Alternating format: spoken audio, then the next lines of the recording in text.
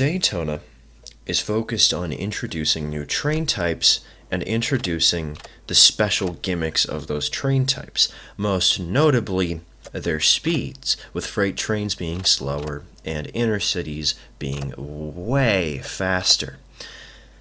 The name of this level obviously is a reference to the Daytona 500 Raceway in Florida. After all, it's a raceway. The name of the game there is just pure speed, and in a level that's introducing new types of speed, it seemed like an easy sort of reference to make, you know? Yes, I know it's cars, it's not trains, but it still made enough sense. So, across the four train types included in this level, freights only go at 80 kilometers an hour. Intercities go at the maximum speed of 200 kilometers an hour, and commuters and regionals only go at 120. Now, you might have noticed something there about the train types introduced in this level. One, there's no urban transit trains, and two, there are regional trains? What's up with that? At the time this level was made, there were actually still only three train types, those being, of course, commuters, freight trains, and intercity trains. There was nothing more. Urban transit trains, they didn't come around until the second update, and this was for the release of the game, so it's kind of obvious why they weren't here, but what's up with regionals? Well, back in the old days, and when I say old, I mean so long ago that I wasn't even around to do this, there was the fourth train type in Endless, regional. This was back at a point in time where placing your own tracks was not a mechanic. You couldn't do it, you couldn't build. The tracks were set in stone, and you just had to add more and more contracts and trains to your layout as you grew and grew. And so, at the time, things were very different. They were based more on reality. The fixed track work was, well, as close to a recreation of the real deal as it could be. And the train types, they had regionals because, well, Prague has regional services. In fact, a lot of cities do. As the game went on, each and every train's purpose became more and more refined. Commuters, the small, simple trains that are easier to manage and go everywhere and are ubiquitous. Freight trains are sort of the slow and steady behemoths that give you a lot of money but are kind of inconsistent, and intercity trains give you a massive amount of money but need an insane amount of infrastructure to meet it. Regional trains, on the other hand, didn't really add anything. They were basically commuters stopping at a lot of stations. I believe it was every other station instead of literally every station. But they also didn't have the ability to reverse at will like a commuter did, which made them kinda worse than commuters. At least with an intercity train, the train gives you a massive reward. And for a freight train, the freight train just doesn't care that you're running it backwards in the first place, and it still gives you a massive reward. Regionals, on the other hand, they didn't do either of those. They're basically worse commuter trains. At least, that's what it looks like. Again, I wasn't around to play when this was a thing, but this is what I've been able to figure out from what little information we have. So, there's a couple of questions you might be asking right now. One, how do I know this in the first place? I mean, yeah, sure, I work with the developers, but this is something that's even they've kind of forgotten and put into a back closet. How do I remember it? And two, why did I add it to the timetable maps? The answer to that question is kinda simple. They're still in the files for the game. You can't really access them in Endless, you can't do anything with them, and for timetable mode, that doesn't change anything. But in the game's files, in the level files, there are 4 spots. Now you might think that they would replace Regional's spot with, urban transit trains, but the fact is they didn't because there are no contract generation numbers for urban transit trains. If you have a coach yard, they can spawn at that station. So there's just this empty 4th slot for the contract generation per station in the text files. There is one place where these trains have an effect on the game. In the text file, you can change a train's type. You can change it to commuter, freight, inner city, urban transit, or even regional if you know the code. It's simple. It's literally just REG. If you change the train type to REG and boot up the game on Endless, it will show that the train is a regional train. Or at least it should. I haven't tested this because honestly it doesn't matter. It's such a minor change to the gameplay that who cares, honestly. In fact, train types are so minor in the first place that technically all the trains in this level, they're just commuter trains. Before version 1.1, there was no way in-game to adjust a train's type. And so when you went into the editor, actually you didn't even have the ability to adjust the train's consist, for heaven's sake. You would have to go into the level file and modify it manually. And that's probably why I know about this.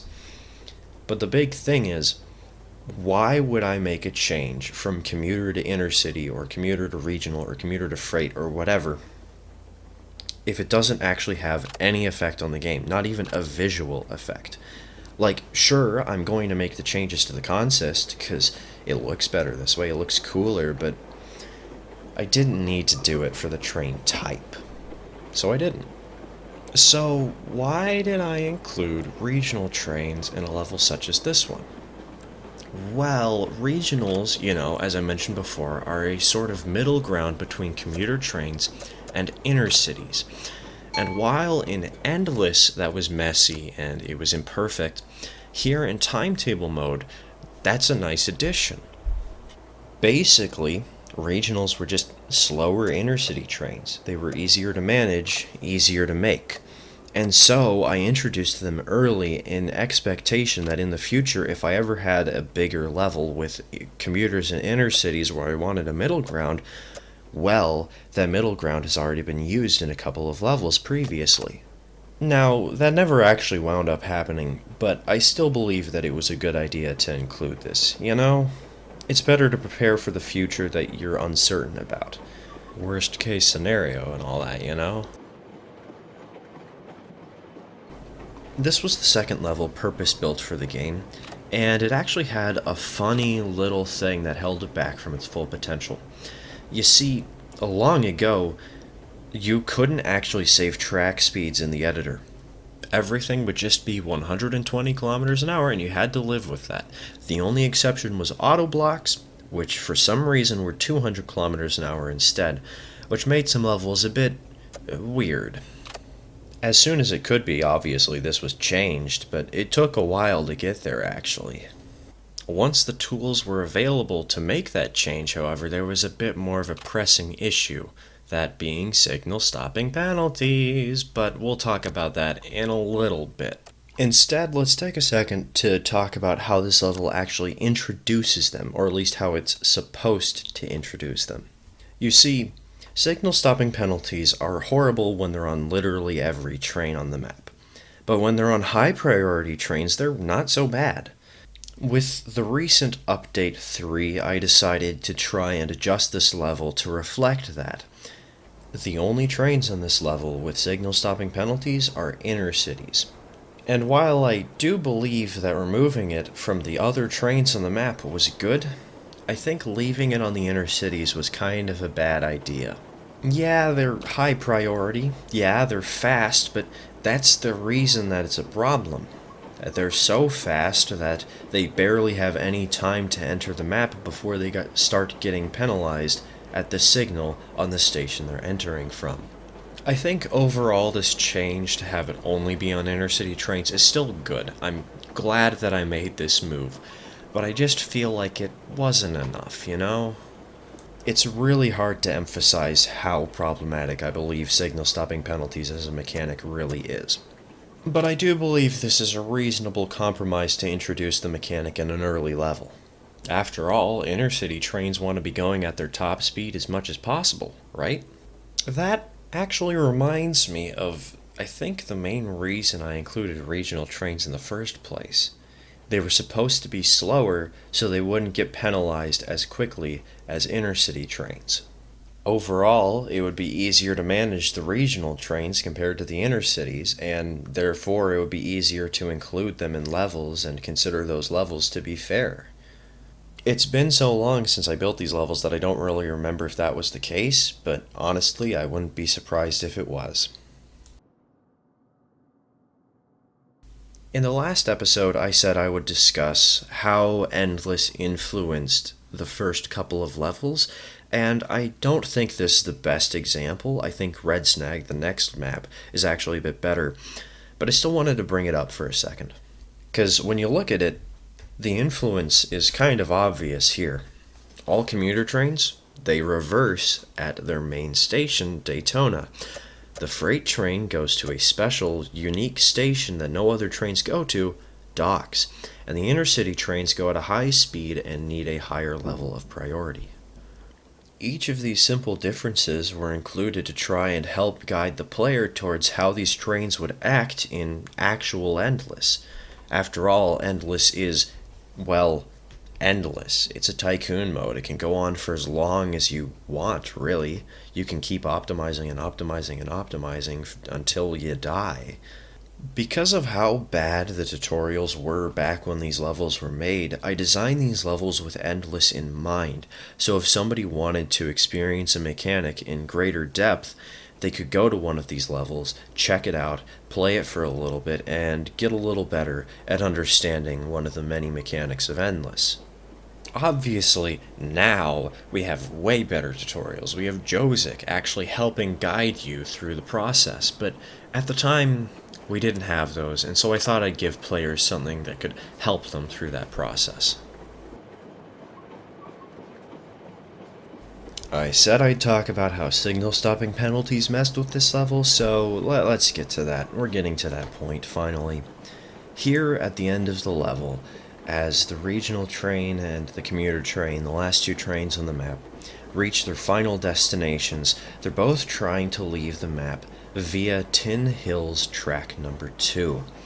The problem is, the commuter train and the regional train leave at the same time, leave their stations at the same time. So the Tin Hills train does not clear the track for the regional train in time. And because of this, the regional train would consistently get penalized. Does this sound familiar? Because it kind of happened with Wakefield. Now, unlike Wakefield, there was actually a really simple method to fix this problem. You see, when a train is passing a station, it doesn't care what platform it's passing on. If it says it wants to pass on platform 1, that just means the sensors will send it to platform 1. If you send it on platform 3 on accident, whatever. It doesn't matter, the train is okay. This is true on Endless, this is true in timetable mode. And so the simple solution to this issue was to simply send the train on Tin Hills track 1. But is that really that intuitive? After all, the train specifically says it wants to go via track 2. Everything the players learned up to this point tells them that it should go on track number 2. There's nothing that tells them that, hey, it might be okay to try something a little different and to deviate from the norm.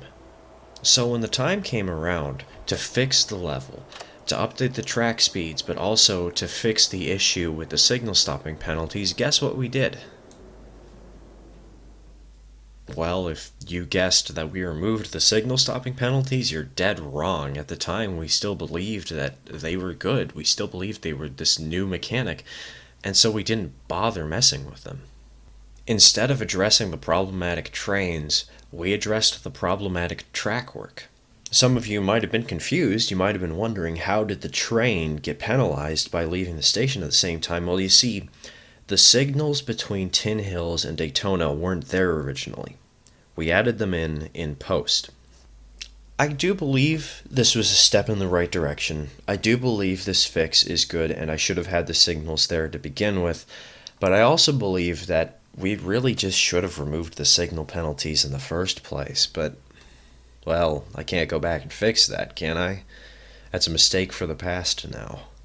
The present is forever moving forward, and instead of dwelling on my failures, I should look at my future and make it better. So, good news, in Update 3, we finally removed signal penalties.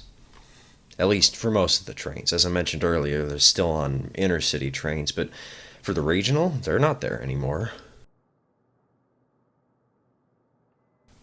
That's it for this episode.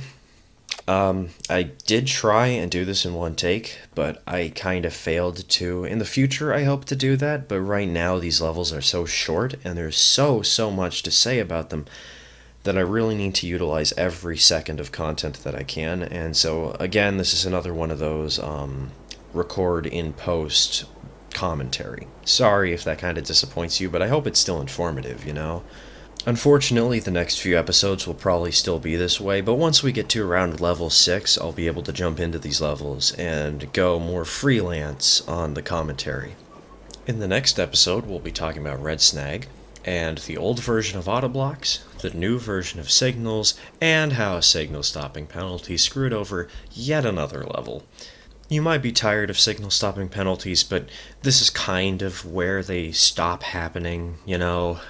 After Red Snag, there are basically no other levels that have had major issues with signal stopping penalties being added. And hell, Gateway has signal stopping penalties on every train.